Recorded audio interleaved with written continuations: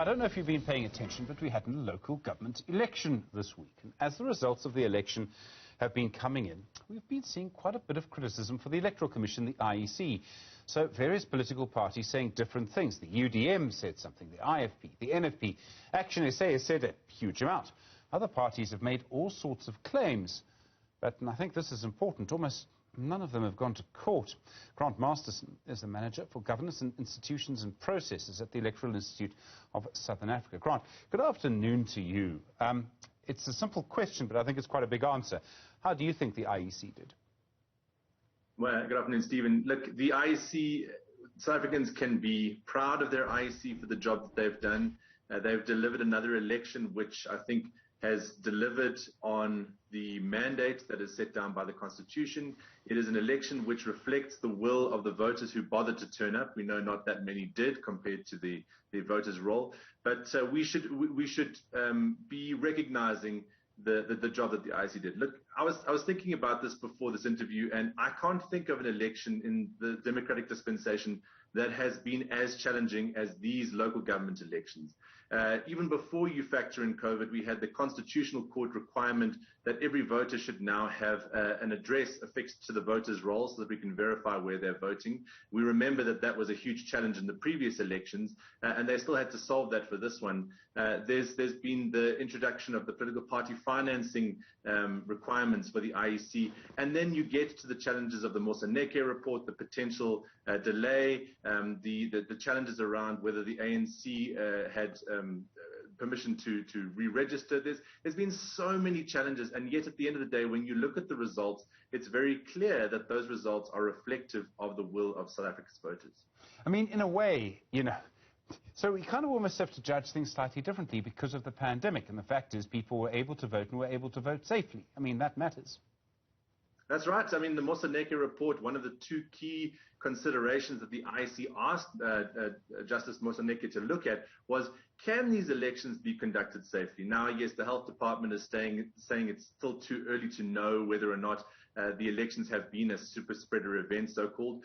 But at the end of the day, all of the protocols that the IEC put in place for this election were completely unique. They had never been required before because COVID didn't exist before. And those are on top of what is already a vastly complex and challenging process to manage. On top of all of it, and maybe this sort of explains the criticism, this has perhaps also been the most competitive elections. I mean, you look in some places, the DA and the ANC are neck and neck. You've got Herman Mashaba breathing down the neck of, well, I don't know, the ANC or the DA or both. So, I mean, what I'm saying is that competition, I would imagine, the more competitive, the closer it is, let me put it like that, the closer it is, the more people are going to attack the IEC. That's right. Competition brings us really down to the sort of the lowest common denominator, doesn't it? It's the kind of thing where every margin, every slight advantage that can be gleaned by a political party will be sought. And so you have everything from scare tactics to trying to tell voters don't vote this way or don't vote that way, to telling the voters your vote is being wasted because the IEC can't be trusted. And that's simply not the case. The IEC can be trusted. They should be trusted. They didn't run a perfect election, but it is a common cause that there is no such thing as a perfect election. But when you look at these results displaced the incumbent ruling party since 1994 from a huge number of metros, and that just suggests strongly that the election results, which is what it all comes down to, are very reflective of the voters' will. I remember Judge Jan Krugler suggesting several times that there was not and you used the phrase a perfect election. 1994 was not a perfect election, but he always says the outcome was legitimate. In other words, it was acceptable. I mean, that's the same here too, isn't it? The outcome is legitimate.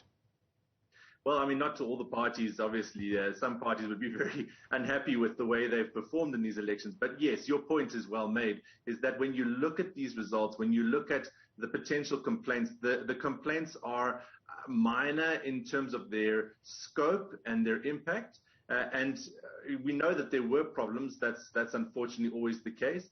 But we also know that the IEC managed the elections in the vast majority of polling stations well, and that they delivered in a coronavirus pandemic period. One of the things about the IEC is that there is an electoral court. Now, if there's an electoral court, and a political party is different from an individual, so if something happens to a person, maybe they can't go to court because they don't have the money, or no one's, sort of that interested in their case. But in the case of an election, if you're a political party, almost by definition you do have money. Not in all cases, but certainly there's more than one person, or I would like to think there is. So does that mean then that if no one's gone to the electoral court and won a serious case against the IEC, I mean, what does that tell us? Yeah, it is very indicative. And I would go even a step further. I would suggest that any electoral commission trying to commit a crime that might land in trouble in front of a court is doing so in the harshest glare of scrutiny. There's the media that are looking at it. There is international observers. There's local observers. There are the party agents. There are just plain old voters who are constantly in and out of the station. There are the IEC staff themselves. So, you're trying to suggest, if you're suggesting that the IEC was somehow complicit in a sort of some kind of fraud, they're trying to commit that fraud under the closest of scrutiny. And so you add that to the fact that the electoral court is there and the IEC has done well in front of the electoral court. Again, it just should reinforce that sense of confidence that we ought to have in this IEC. There is one criticism which has been made consistently about the IEC, and it's a sort of practical problem, which is that many of the voting stations are at schools, and many of the IEC staff are teachers, and many teachers belong to a trade union, which is the South African Democratic Teachers Union, which belongs to the ANC. Well, I say belongs. I mean, Kasatu's relationship with the ANC has got very complicated lately. How big a problem is that? I mean, as I say, no one's gone to the electoral court about it, but is there merit in that complaint? Less and less so, Stephen. The IEC has moved away from using teachers as their primary presiding officers over the last two electoral cycles now. And there's been a greater and greater emphasis on them to find part-time work for particularly unemployed young people who meet the requirements for that. So increasingly, the influence of trade unions such as SADTU, if you think of them having influence by providing presiding officers and electoral staff, has been diminishing over the last two terms anyway. So increasingly, I think that type of criticism is kind of finding itself by day. Grant, I mean, one of the implications of this election result, and I think it's fairly obvious, but one of the implications is that 2024 is going to be quite an election, a very important election for our country. Is the Electoral Commission just going to come under more pressure? Yeah, it is. It's hot in the kitchen, Stephen, and any election management body has got a very unenviable job. You quoted Judge Crickler. I'm going to quote him again. He always says, whenever I see him, I wouldn't wish the job of Electoral Commission on my worst enemy. It is a tough job. The commissioners and the staff, Sai Mamabolo and his team, have done an excellent job in this election. They didn't get it right everywhere. They didn't pull off the perfect election, but they have delivered on their mandate, and we should be very grateful in South Africa that we have an institution like the IEC, because many countries are not able to trust their electoral commissions the way that we are.